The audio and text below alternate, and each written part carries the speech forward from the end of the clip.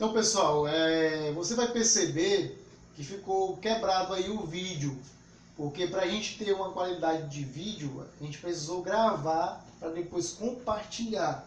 Então essa é a segunda parte, ok? Ela é rápida, certo? Para a gente não demorar mais que 1 hora, ok?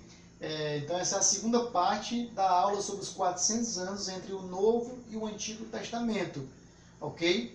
Mais ou menos aqui uns 10 minutos essa parte. Nós vamos estudar agora os partidos religiosos que surgiram antes do início do Novo Testamento. Quando você lê o Novo Testamento, você já tem uma linguagem de saduceu, de fariseu, de herodianos, de zelotes, certo? Isso surgiu antes, no final do Antigo Testamento. Por que surgiu esses partidos religiosos? Eles foram uma resposta à dominação da cultura helenística, da cultura grega. Então, era para combater essa cultura. O objetivo de Alexandre o Grande era disseminar essa cultura e tornar essa cultura unificada. Todo mundo tinha que ser discipulado pela cultura grega. Então, esses partidos surgem como uma resposta a essa cultura.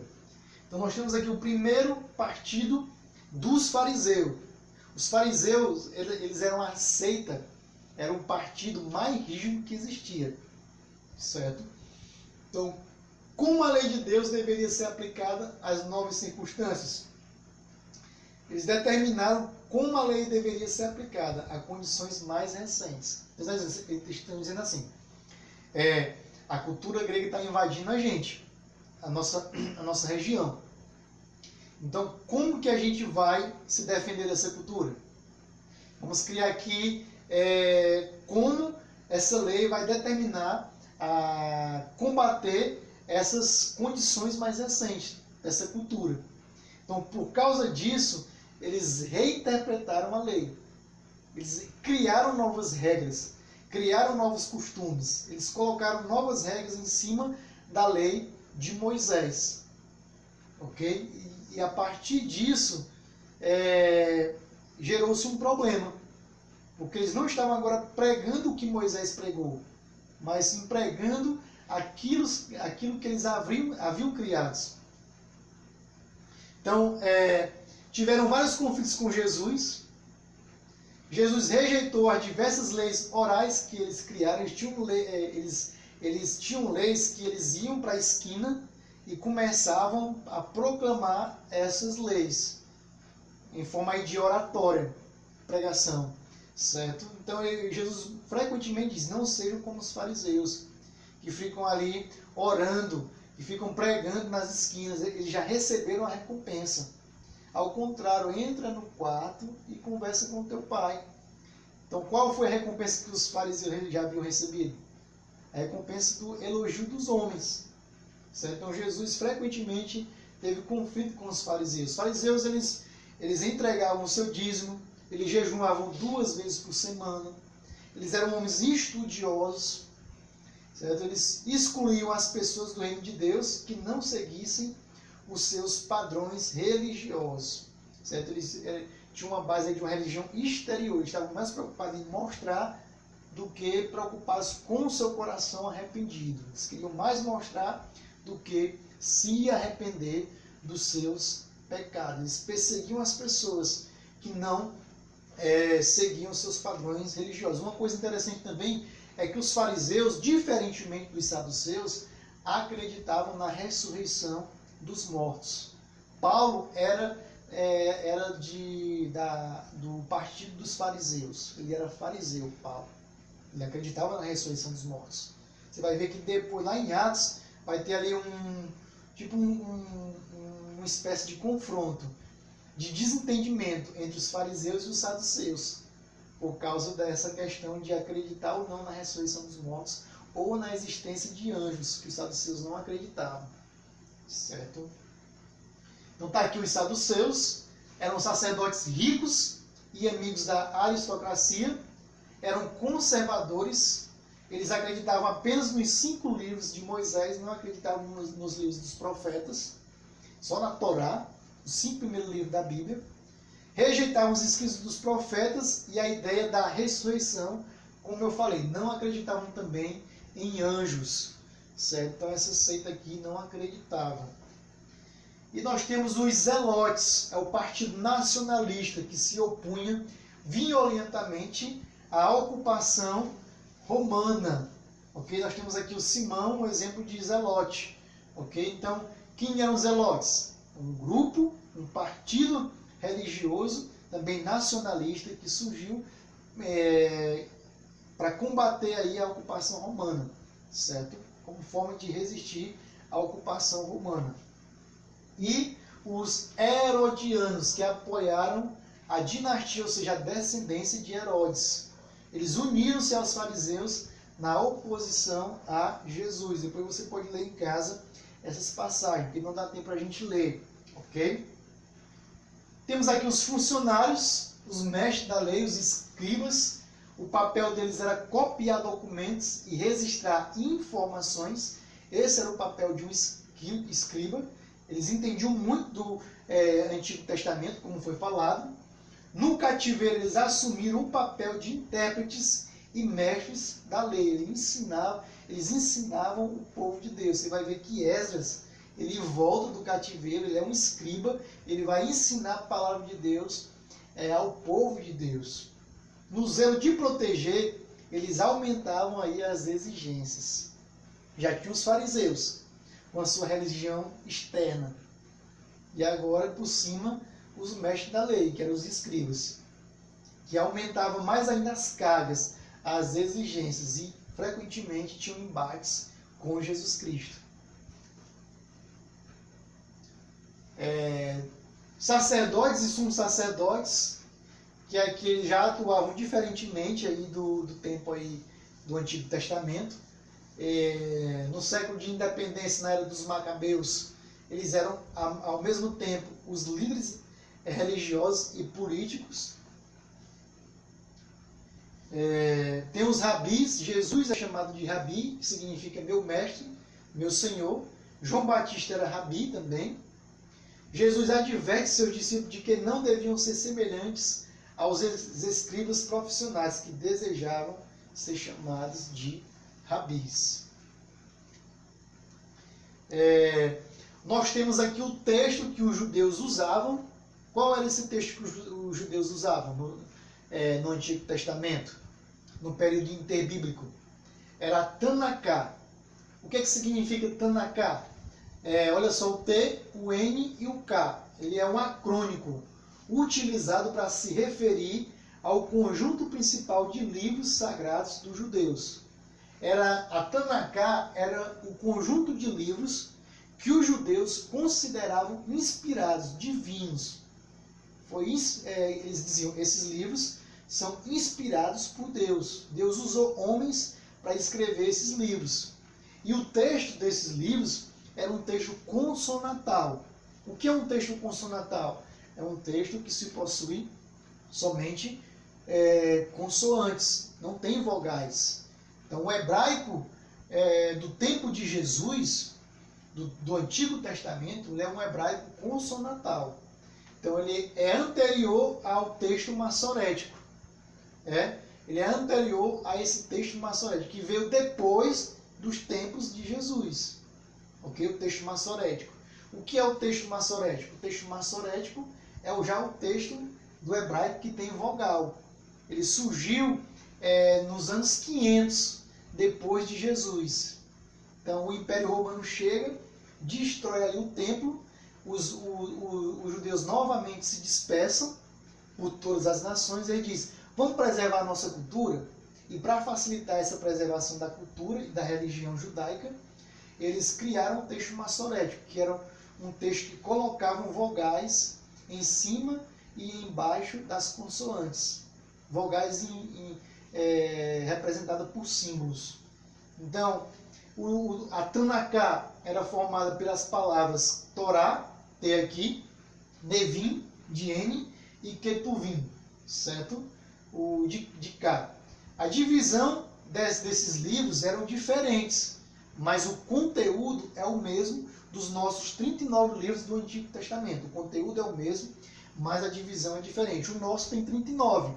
Os deles tem 22 a 24 livros, porque vai ter uma diferença, por exemplo, como por exemplo, 1ª e 2ª Samuel. Não é 1ª e 2ª Samuel, é só Samuel. Deu 1ª e 2ª Crônicas.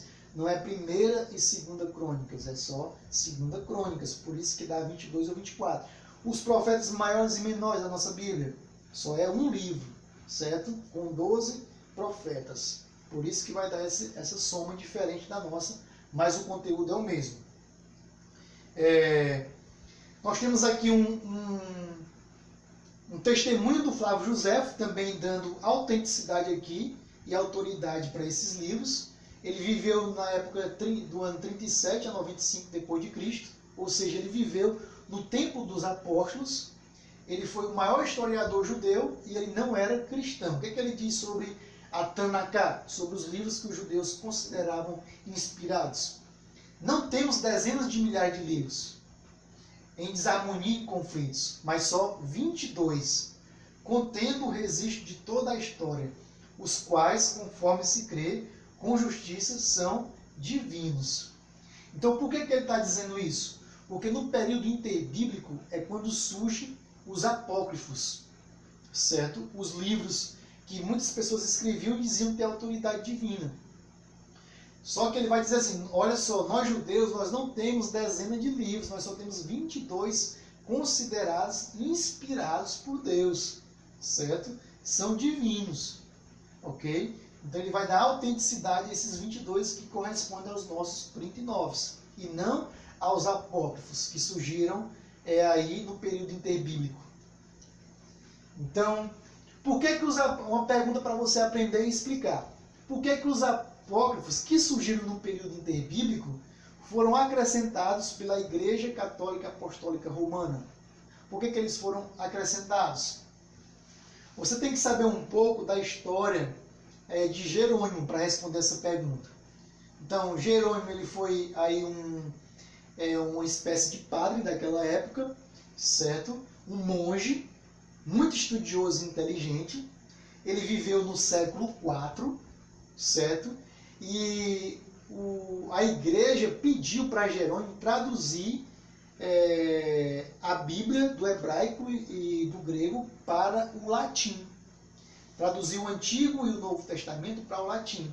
Então Jerônimo traduziu essa Bíblia para o latim. O nome dessa Bíblia é Vulgata. Então, como ele viveu no século IV, a igreja adotou a sua Bíblia, Vulgata em latim, até o século XVI. Do século IV ao século XVI, mais ou menos aí 1600 anos, adotando a Vulgata.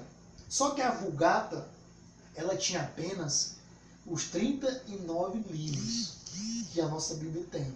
A Bíblia Católica, do século IV ao século XVI, tinha apenas 39 livros que a nossa Bíblia tem hoje. Certo? Não tinha os apócrifos. Então, por que eles colocaram os apócrifos?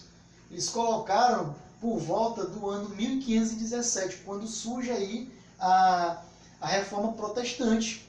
Então, foi uma resposta à Reforma, porque os reformadores estavam questionando os costumes dos católicos, como, por exemplo, a oração aos mortos.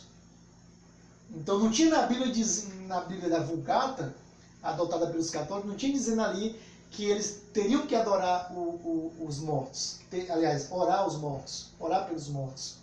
Então, parafraseando a Igreja Católica, ele diz assim, vocês estão questionando essa conduta, a oração aos mortos, por exemplo, pois aqui estão os nossos apócrifos. Eles nos dão autoridades, eles são divinos e inspirados. Então, alguns apócrifos, por exemplo, Macabeus, ele vai ali incentivar o povo a orar pelos mortos. Então, a Bíblia Católica diz aqui, ó, o apócrifo aqui, ele é inspirado agora. Ora, por que não foi considerado inspirado do século IV ao século XVI? Por que agora eles estão considerando inspirado? Justamente para responder aos questionamentos dos reformadores. Então aqui, por exemplo, o próprio Jerônimo diz o seguinte, ó, sobre sabedoria de Salomão e Eclesiástico, que é Jerônimo, o autor da Bíblia Vulgata, Bíblia usada pelos católicos. Ele vai dizer isso, ó. Da mesma maneira pela qual a igreja lê Judite, Tobias e Macabeus no culto público, eles liam esses livros, mas não os recebe entre as escrituras canônicas. Olha só o que Jerônimo está dizendo. A igreja lia esses livros apócrifos, mas não recebia eles entre as escrituras canônicas. O que é que significa canônico? Escritura inspirada. Assim também sejam estes dois livros úteis para a edificação do povo. Eles eram lidos para edificação, porque alguém escreveu e era utilizado como um livro histórico, mas não inspirado, mas não para receber doutrinas da igreja. Isso aqui foi escrito pelo autor da Bíblia Vulgata, da versão Vulgata, certo? O tradutor, Jerônimo, no século IV. A igreja adotou essa Bíblia até o século XVI, ok? Então ele diz, esses livros não são inspirados, eles servem apenas para edificação, para conhecimento, e não para receber doutrina, não para criar doutrina, ensinamento. Então aqui, olha só o que diz 2 Macabeus 15, 37 e 38. Rejeição de um próprio apócrifo, a si mesmo. Olha só o que diz. Finalizarei aqui a minha narração. Se ela está felizmente concebida e ordenada, era este o meu desejo. Se ela está boa, e se esse livro está bom, esse é o meu desejo. Se ela está imperfeita e medíocre, é porque não pude fazer melhor. Ou ele não dá autoridade ao seu escrito. Ele fica na dúvida se está bom ou não. Ele não tem certeza. Ele não tem convicção nem daquilo que ele escreveu. Como é que esse livro pode ser considerado inspirado? Um outro em Macabeus, 1 Macabeus 9, 27, diz o seguinte: a opressão que caiu sobre Israel foi tal que não houve igual desde a época que tinha desaparecido os profetas. Está dando um relato aqui que nessa época não havia profeta. Então como é que esse livro pode ser inspirado se Deus não levantou um homem para dizer, assim diz o Senhor? Certo? Então, com o Concílio de Trento, que aconteceu em 1546 e 1563, a Igreja Católica dá o aval, dizendo, esses livros são inspirados. O pronunciamento de Trento sobre os apócrifos foi parte de uma ação polêmica contra Lutero. Seus defensores consideravam que a aceitação dos apócrifos como inspirados era necessária para justificar ensinamentos que Lutero havia atacado. Então, eles aceitaram para se justificar os ensinamentos atacados por Lutero, principalmente as orações pelos mortos. O texto de 2 Macabeus diz, 12:46, mandou fazer o sacrifício expiatório pelos falecidos, a fim de que fossem absolvidos do seu pecado. Então, por que eu trouxe esse tema apócrifos? Porque eles surgiram, os apócrifos, muitos deles surgiram no período entre os testamentos, entre o Novo e o Velho. E aí, mas eles não eram adotados como inspirados. Você vê o testemunho de Flávio José, dizendo que só havia 22 ou 24 livros, certo? A Tanaká, dos judeus. Você vê Jerônimo dizendo que não era inspirado, no século IV, no ano 400. A Igreja Católica só veio adotar isso em 1546, com o Concílio de Trento. Então ela adotou somente os 39 durante 1100, 1200 anos. Ok? Que Deus abençoe vocês, meus irmãos. Espero que tenha esclarecido muita coisa aí nesse período entre os testamentos. Agora vocês têm muitas coisas aí para ensinar os parentes e amigos de vocês. Boa noite. Bom dia.